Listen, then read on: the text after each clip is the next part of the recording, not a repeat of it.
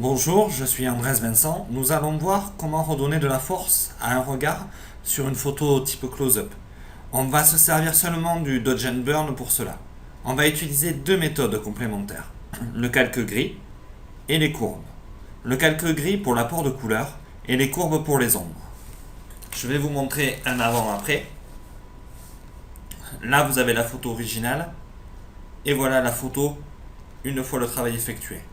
Vous pouvez constater que sur le regard, on a accentué les noirs et rajouté de la matière un peu en dessous de l'œil. Regardez. Là, il manquait un peu de bleu. Là, vous voyez que sous certains endroits, c'est beaucoup plus clair. Il manque du noir pour accentuer. Avant, après. Vous voyez qu'on a rempli les noirs avec des courbes et le calque gris, qu'on a ramené un peu de couleur à ce niveau-là. Pareil de l'autre côté. Sans trop pousser pour que cela reste bien sûr naturel. Pour cela, nous allons commencer par créer les calques que nous avons besoin. Donc, nous allons créer deux calques courbes. Un dans les tons clairs, que nous allons passer en noir. Et un autre dans le côté sombre, que nous allons bien sûr renommer sombre et clair. Pour gagner du temps, nous allons aussi créer deux calques gris. Calque gris, vous allez sur calque, nouveau calque. Vous choisissez, passe en couleur, pardon, le mode lumière tamisée. Couleur neutre, 50% de gris. On peut renommer le calque. Calque 1. Il suffit de rajouter le 1. OK. Et je vais le dupliquer de suite au cas où que j'en ai besoin plus tard. Pour pas avoir à refaire la manipulation. Donc à partir de là, je vais pouvoir commencer à travailler. On va prendre un œil. On va prendre celui-là qui pour moi est pas trop mal. Donc, nous allons commencer par traiter le noir de l'œil. Donc, nous allons prendre la courbe, le côté sombre, le pinceau, avec une opacité à 15%. Et nous allons passer sur les côtés où il manque un peu de matière, un peu d'ombre. Avant, après. Voilà, on passe bien là où ça manque. Donc vous voyez par exemple que là, on arrive à assombrir, mais on garde toujours la couleur. Ce que je vous propose, c'est de passer sur le calque gris et avec la touche Alt, vous pouvez sélectionner la couleur qui se situe à côté. Là, une fois que vous êtes sur le calque gris, vous pouvez amener de la couleur sur les endroits où il en manque, en faisant bien attention de faire une sélection à côté de chaque endroit où vous voulez rajouter de la couleur. Voilà, comme ceci. On peut réduire la taille du pinceau pour les zones un peu plus petites, histoire de ne pas trop déborder. Hop, on reprend, on rééchantillonne.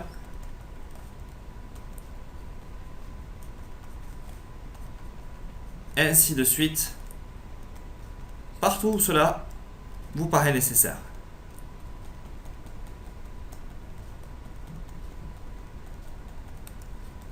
Voilà.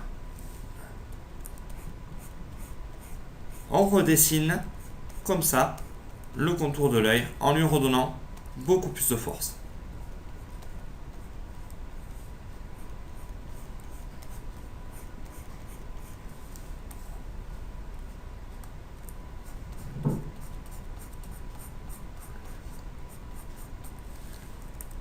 On revient en arrière.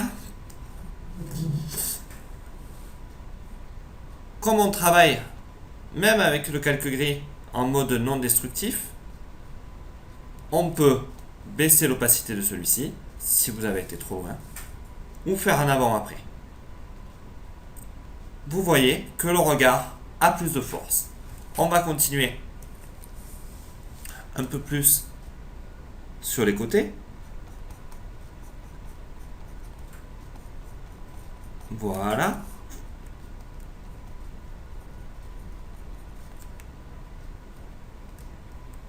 Vous cherchez la couleur que vous désirez.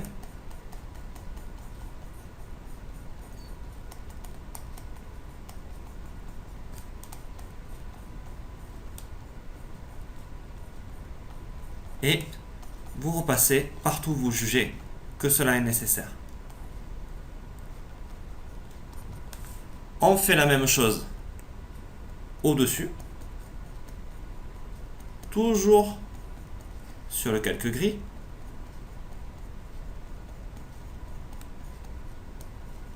À savoir une chose, ce qu'il y a de bien avec les calques gris, c'est que on peut en faire plusieurs de manière à séparer le travail en dessous de l'œil et celui du dessus.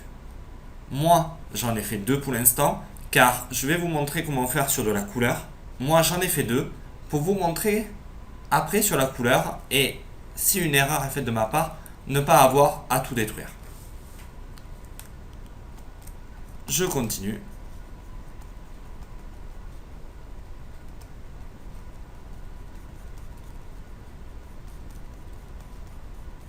Voilà. Je rééchantillonne pour être sûr d'avoir la couleur identique à celle de la côté.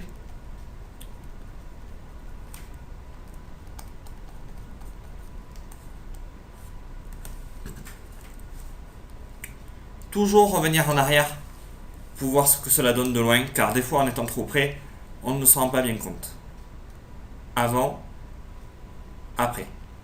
Avant, après. Vous voyez que le noir est beaucoup plus intense. Là, moi, ce que je vous proposerai de faire, c'est de revenir sur les courbes, d'agrandir un petit peu la taille de votre brush et de repasser globalement partout où vous avez amené de la couleur.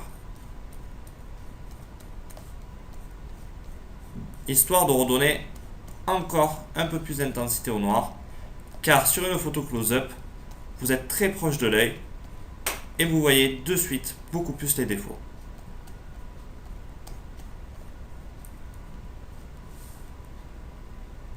On peut voir comme ça, un avant, un après. Là, vous avez juste le calque gris de fait. En rajoutant les courbes, on a de suite redonné beaucoup plus d'intensité. On cible vraiment l'œil. Nous allons maintenant nous attaquer au bleu en dessous de l'œil.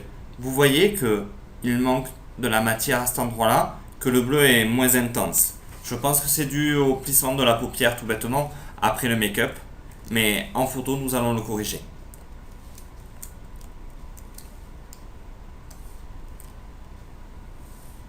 Donc nous revenons sur nos calques gris et nous redupliquons le calque du dessus au cas où on en ait encore besoin d'un autre. Cela nous évite de refaire la manipulation. Là, nous allons tout simplement rajouter du bleu là où il en manque. Je vous conseille de zoomer fortement sur la photo afin de faire un travail très précis pour que cela se remarque le moins. Sachez qu'en retouche photo, le travail qui se voit le moins est un travail qui se fait précisément, un travail qui demande beaucoup de temps. Voilà, nous allons travailler, je pense, même à 4 pixels. Voilà, vous voyez que nous avons du bleu, un bleu très pâle, voire gris. Et là, nous allons récupérer de la matière en dessous pour la ramener aux endroits où il en manque. Donc, avec la touche Alt de votre clavier, je crois que sur Max et Pomme, je vais échantillonner en dessous. Ah, une petite chose. Comment échantillonner? Vous voyez au-dessus que vous avez un outil pipette. Vous cliquez dessus et là, vous pouvez choisir votre règle d'échantillonnage. Échantillonnage ponctuel, c'est 1 pixel. La moyenne sur 3 pixels et ainsi de suite. Je choisis généralement une moyenne sur 11 pixels pour que cela reste homogène à ces endroits-là. Et si vous gardez l'outil pipette, vous voyez, hop, vous l'avez sélectionné. Vous l'avez ici. Et si vous repassez avec votre outil pinceau, celle-ci reste la même. Ou sinon, une fois que le réglage de la pipette est fait, vous appuyez sur Alt et vous pouvez rééchantillonner. Comme vous voyez, on repasse doucement à certains endroits de ramener de la matière.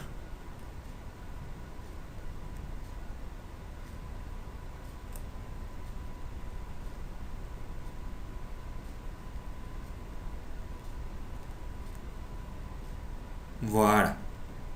On sélectionne la couleur qu'on a besoin sur des points très proches de la zone de remplissage.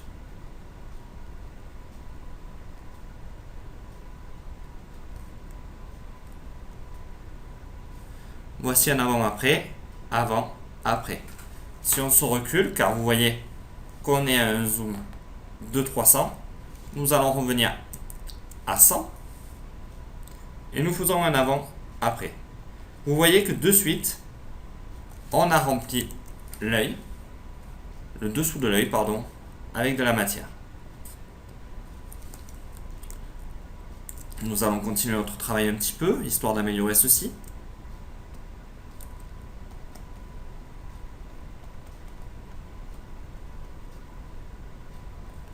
Et je vous le rappelle encore une fois, ce qu'il y a de bien avec le calque gris, c'est que on peut en réduire l'opacité au besoin.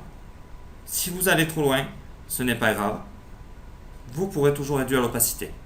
Et bien sûr, avec l'historique que vous trouvez là, si vous ne l'avez pas activé, fenêtre, et vous cherchez historique qui est là, il s'affichera. Vous cliquez dessus, vous l'aurez affiché. Vous pouvez revenir en arrière. Nous continuons le travail au niveau de l'œil avec des échantillonnages ponctuels. Excusez-moi pour ma diction parfois.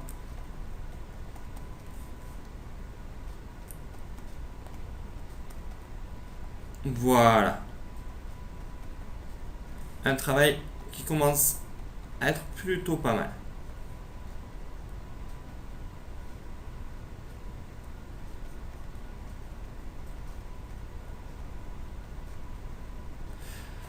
Donc je vais vous montrer à quoi ressemble le calque gris. Hop, voilà. Vous voyez que ce calque gris qu'on a créé au départ, on y a rajouté de la couleur. Tout bêtement. Voilà. Alors pour faire cette manœuvre, pour voir juste un calque, vous appuyez sur Alt et vous cliquez sur l'œil.